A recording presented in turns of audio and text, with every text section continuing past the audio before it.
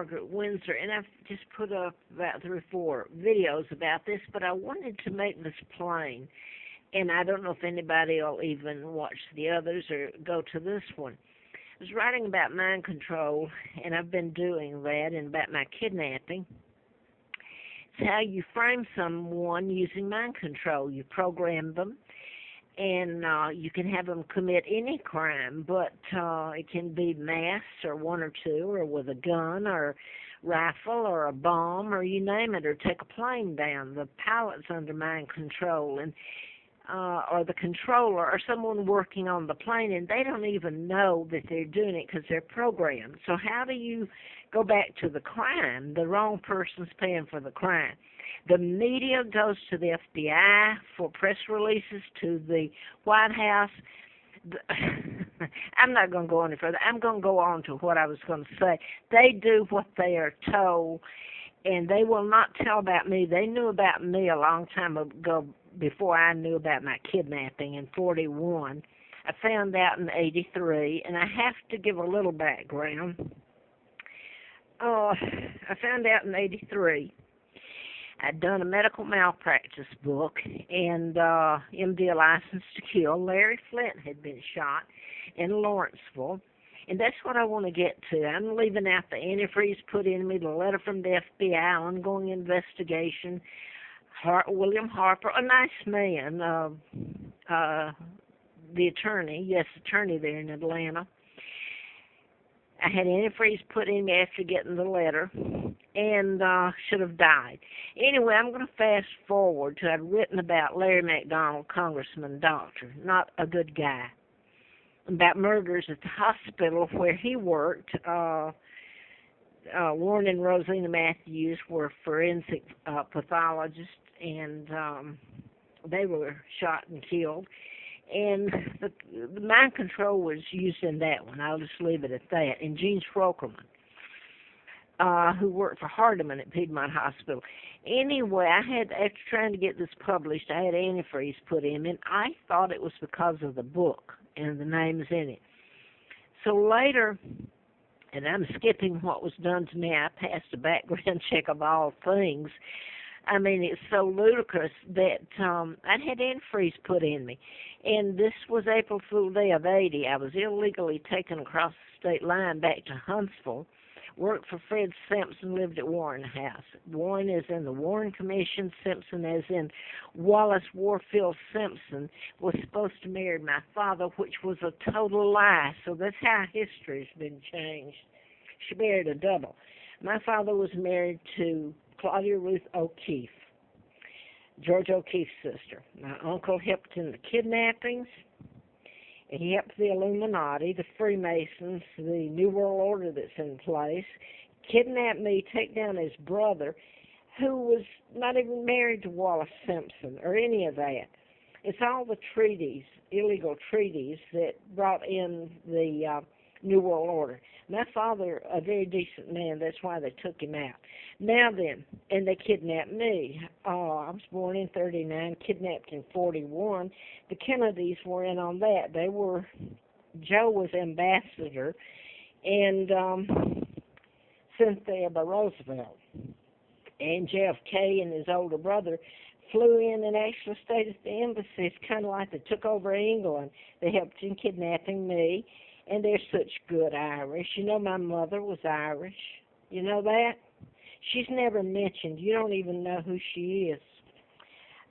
They say that this was the Queen Mom, Elizabeth Bowes. Elizabeth that's sitting there giving away a traitor to her country, and she's stealing my money and living in my homes.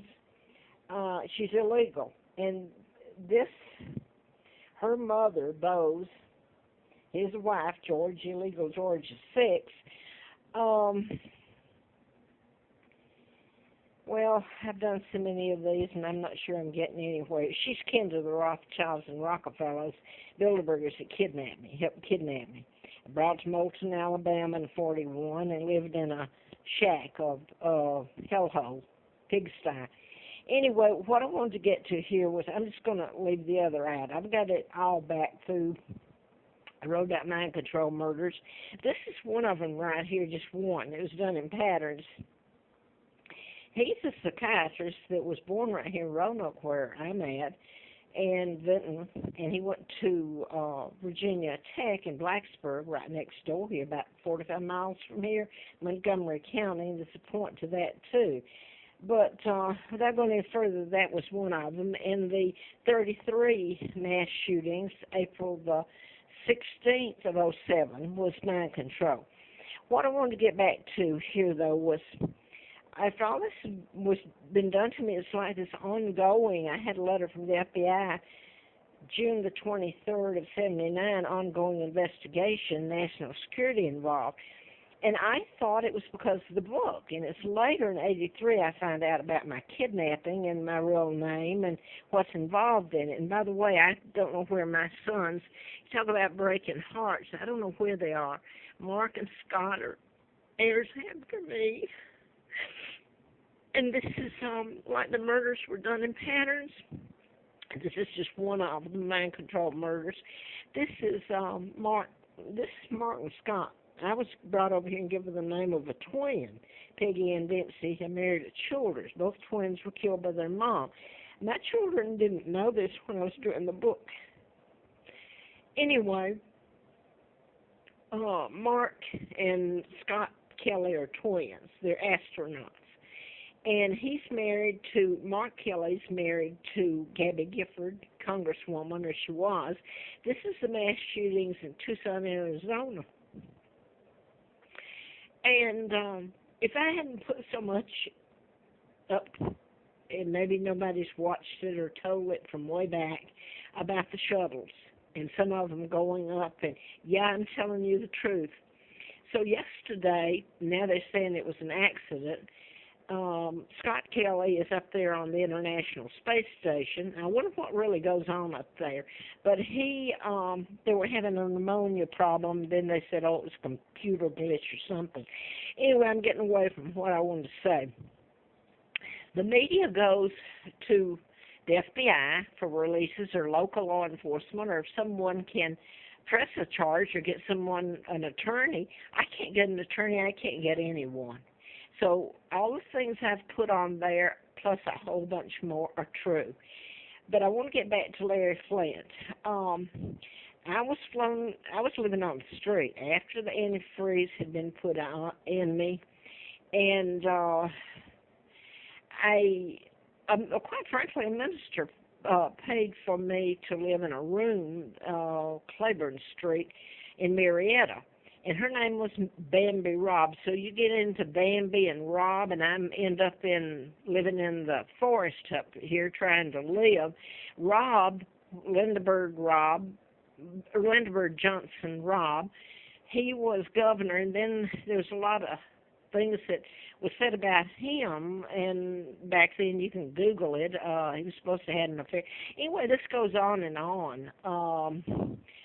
How you can use mind control and stuff to frame someone. Back to Flynt, he was shot in Lawrenceville when I was doing the book, March the 6th. I know, I'm trying to get through it because this has been ongoing. I've lived in nothing but hell. I don't eat, it looks like I have, but I'm eating the wrong food when I get it. And I watch everybody eat just at McDonald's. I've gone in there a couple of times where I was living, and I see people in there with trays and their kids. It must be $40 at least. I go in there and I can't get a cup of coffee hardly the few times I've gone in. But here it's back to Flynt. He says here I knew about his shooting in Lawrenceville. See, I'm tired, and this is going on. And it's not going to get anywhere. Let me say this. They came around and did background checks when I was in the campaign, and they said they were detectives. They told the employment agency that I was working through, the Tip Hawkins, that they were doing background check on me because this is the police that were doing this as a requirement for working for Hustler magazine and for law enforcement. Now then, I'm going to fast forward to when this was sent to me. in April of '83, and I was '84, and I was in D.C. The endorsement, and I